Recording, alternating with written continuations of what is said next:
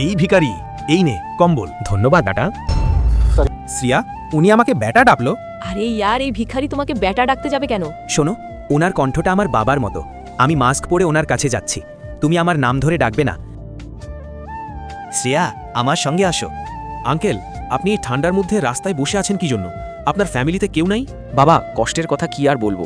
আমার পরিবারে আমার ছেলে এবং ছেলের বউ আছে, কিন্তু আমার ছেলে বিদেশে যাওয়ার পর থেকে আমার ছেলের বউ আমাকে একদম দেখতে পারে না। আঙ্কেল, কি হয়েছে খুলে বলুন। তাহলে শোনো, এই বুড়ো, আমার বাড়ি থেকে বের হয়ে যা। বৌমা, দয়া করে এমনটা করিও না। আমাকে বাড়ি থেকে বের করে দিলে আমি কোথায় যাব? দেখ বুড়ো, অভিনয় করা বন্ধ কর। চুপচাপ বাড়ি থেকে বের হয়ে যা। তোকে এই বাড়িতে রেখে লাভ কি? তুই তো কাজ করতেও পারিস না। চুপচাপ বের হয়ে যা। বৌমা, এই বাড়ি ছাড়া আমার থাকার মতো আর কোনো জায়গা নেই। আমি কোথায় যাব, কি খাবো? দেখ বুড়ো, আমি এত কিছু জানি না। তোকে আমি এই বাড়িতে রাখতে পারবো না, এটাই শেষ কথা।